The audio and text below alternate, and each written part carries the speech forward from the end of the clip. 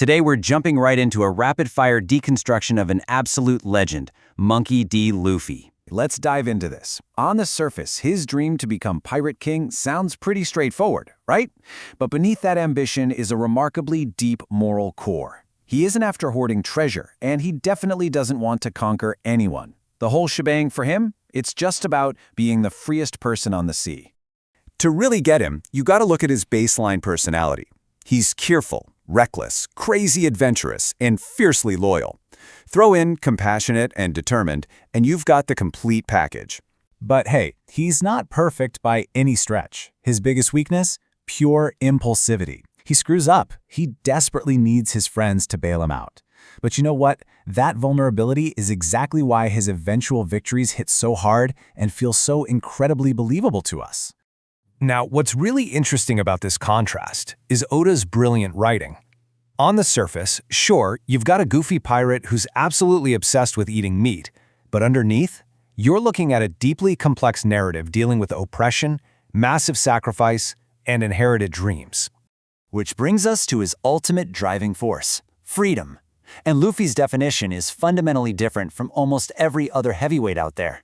He doesn't want political power. He has zero interest in ruling over subjects. To him, absolute freedom just means living exactly how you choose and having friends to share the ride with. And that instinct leads right into his actual greatest superpower. It isn't his combat strength, guys. It's his astonishing capacity to inspire. He pulls in pirates, warriors, royalty, and just everyday citizens. He makes complete enemies believe that the impossible is actually possible. Because when his friends need him, he simply doesn't calculate the cost. His loyalty is fierce and totally unconditional. He recruits based on character, giving folks with really troubled pasts a place to belong. I mean, think about it. When Robin cried out that she wanted to live, did he ask for a strategic rundown? No way. He instantly declared war on the entire world government without batting an eye.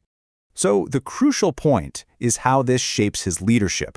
He despises administration and strategy. Instead, he leads through absolute conviction.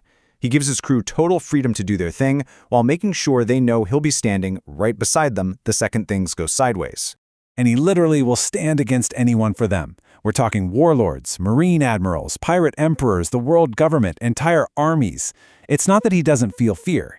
True courage isn't fearlessness. It's finding the guts to move forward despite the fear and the completely overwhelming odds. But you know, truly great characters are defined by their failures too. And for Luffy, that was the devastating inability to save his brother Ace. It forced him to hit a wall and confront his own agonizing limits in a world that was way bigger and much crueler than he ever realized. But instead of staying broken permanently, that tragedy sparked a 2-year evolution. He didn't lose that signature optimistic personality of his. Rather, he gained this incredibly deep, painful understanding. If you want to protect your found family, getting stronger isn't optional. It's an absolute requirement.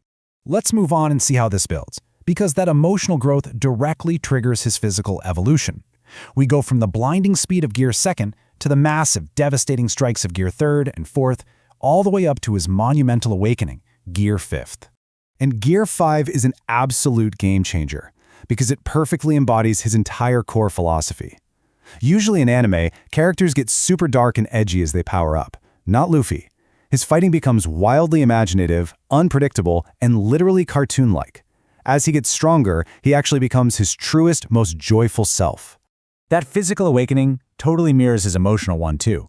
Remember, that iconic straw hat started out as a simple promise to his childhood idol Shanks. But as time went on, Luffy stopped just trying to mimic his hero. He outgrew that phase and forged his own incredibly unique identity out there on the seas. Put it all together, and this is exactly why he is a defining protagonist of modern pop culture. He seamlessly takes cartoon humor, the sheer determination of a warrior, the unwavering loyalty of a best friend, and the ideals of a revolutionary, and mixes them all up.